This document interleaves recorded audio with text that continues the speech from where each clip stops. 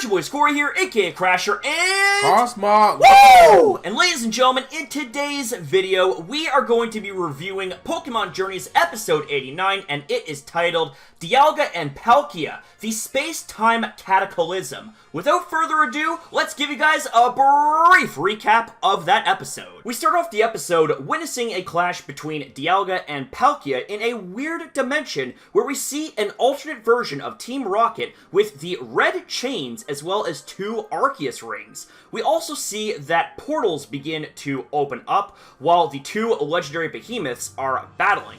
We then see the return of Dawn with all of her Pokemon, and Piplup takes off after being scolded by Dawn for being lazy. While Dawn was tracking down Piplup, we then see a doppelganger of Dawn emerge from a portal, who then stole Dawn's Piplup right in front of her, and the portal disappeared. As it turns out, there have been various cases of this sort of event taking place in Sinnoh, and it prompts Ash, Go, and Chloe to travel to Sinnoh to meet up with Dawn. Dawn then explains what took place and mentions that there had been many other cases, according to Officer Jenny, regarding the disappearances of trainers' Pokemon, and it seems like it's either due to the doppelgangers of the alternate world coming to the original world via portals and taking those people's Pokemon, or it could be AU Team Rocket's doing. Team Rocket then shows up to try and steal Ash's Pikachu, but to no avail as they easily get fought off. The victory was short-lived, however, as we see the alternate version of Team Rocket coming out of the portal to not only overwhelm the gang, but also kidnap Lucario and Inteleon. They then disappear back into the portal. Go and Dawn then jump into the portal, and they appear in the alternate world. While things may look the same, seemingly, there's an unsettling aura in the air. Dawn then has the idea to go to AU Dawn's house to see if there can be anything discovered regarding this weird case of portals and missing Pokemon. We come to find out that AU Dawn was a battler and a second place winner in the Sinnoh League, which parallels Dawn and her progress in the Grand Festival back in the Gen 4 anime. It's not long, however, before we see the 2 Dawns meeting face to face. Dawn gets back her Piplup, and AU Dawn gives a backstory as to what took place on her end. We come to find out that this mystery also carries a lot of negatives, such as there not only being random portals being open, but we also see a case of plants and Pokemon regressing in age, devolving, and forgetting moves. So it would eventually come to a point where those Pokemon would be reverting back into Pokemon eggs. This definitely shows that time and space are messed up, and that is very likely due to Dialga and Palkia enraged and fighting. Meanwhile, we see Ash and Chloe try to make sense of the events, and Chloe refers to a novel that she once read, and it mentions another world just like theirs. Ash then remembers Palkia and its powers to travel between dimensions. This leads them to go to the Canalave City Library to look up more on this. We then run into Champion Cynthia, who also is looking into the unusual events taking place in Sinnoh. We read up a bit more on Dialga and Palkia and learn that they were created by Arceus. We then see AU Team Rocket show up again, and a battle begins with Cynthia bringing out her Garchomp. AU Meowth is able to hold off Garchomp with tremendous power, and we then begin to see Cynthia and Ash's Pokemon forget their moves that they have used before. The effect of the reverse aging is seeping through the portals and is causing an effect. Before anything worse can happen, Cynthia then sends out her Kommo-o to fend off AU Team Rocket. Before the portal can close, Ash and Chloe jump through the portal. Ash and Chloe make it to the alternate world where we meet AU Ash. The episode then ends off in a cliffhanger, as this is a 2-part arc. Oh, there's Dialga, baby! And there's Palkia! Oh, shit! They do not look happy, and they're clashing, man. Whoa! Oh! What the... Every Pokemon belongs to Team Rocket. The red chain and the Arceus rings. Oh! That'd be you right there. Yeah! So Chloe's in on the adventure, Chloe's too. taking some of that initiative. Daijoubu. I'm willing to bet, actually, that the alternate universe Team Rocket, which is all suited up, is responsible for stealing those Pokemon. Smell Meow later. Oh, Jesus Christ. God. You're not Gary, man. They look so boy. high-tech. They even got, like, jetpacks. Yeah, Team Rocket in this universe is no freaking joke, man. Yeah. I'll tell you what. Second place Sinnoh Week? So Alternate Dawn was a freaking... she was just like Ash, like a battler. Regular Dawn is contest-oriented. This Dawn is battle-oriented. Let's see who's gonna come through that door, man. Uh-oh.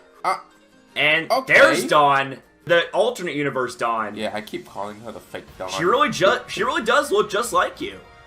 Oh, wait, what the hell? Wait. Piplup got turned into an egg? Not just Piplup, but look at A bunch of other... This is weird. Come on I think here. I might have a theory on that. It was Dialga's doing. Yeah, reversing time. Yeah. Before long, strange things began to happen. That's probably why she was second place, because I think she choked in the finals because of what took place there. Is there a Pokemon with the powers to go to other worlds? How about Palkia? And do you have a Palkia? I knew if we get Palkia to help us, we might get to that world. And how do you suppose that's gonna happen, Ash? Hey, Dialga, ding, can you please take us to the other world? Oh, Cynthia! Woo! She's not chibi. She's not little chibi, you know, like little bobblehead where you can just pick her up and stuff like that. And there's Team Rocket's balloon snagged in a tree. What the hell? Oh. There's Team Rocket. Wait a second. We have Garchomp, baby. Let's go. Unbelievable. Meowth was able to hold back freaking Garchomp. Reverse scale, so scale shot. Wait. Oh no. Wait. What the hell?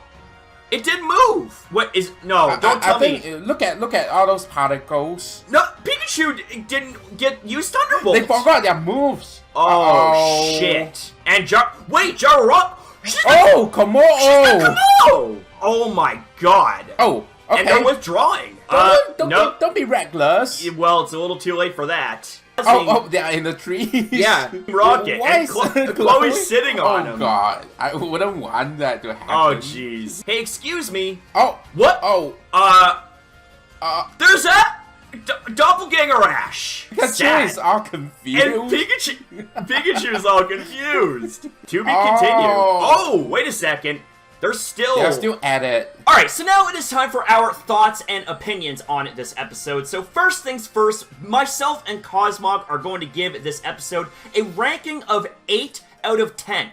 While there wasn't a lot of action taking place, the first episode felt more like it was more story-based and building towards something that was going to be of a grander scale, such as what we may see in episode 90. And I have to say, the way that they paced this episode, as well as having some little references and Easter eggs sprinkled along the way, was really, really amazing. I fully enjoyed it. I also really dig the continuity here as we see Dialga and Palkia being remembered, as well as there being a parallel between AU Dawn and regular Dawn, such as AU Dawn placing second in the Sinnoh League, and regular Dawn placing second in the Grand Festival. And with that being mentioned right there, this right here makes me appreciate what they've done with this episode even more in terms of storytelling and references, especially if you are familiar with how things played out in the original Gen 4 anime.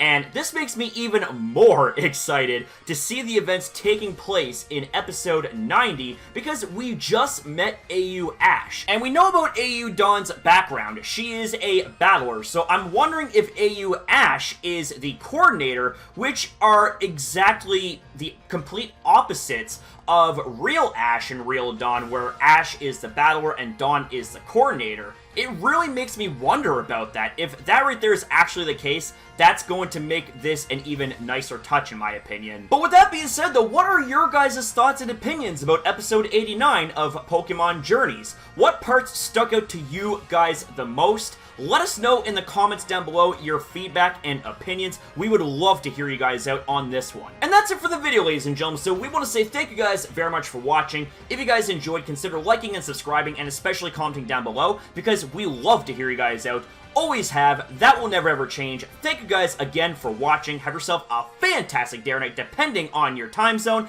and we'll see you guys in the next one.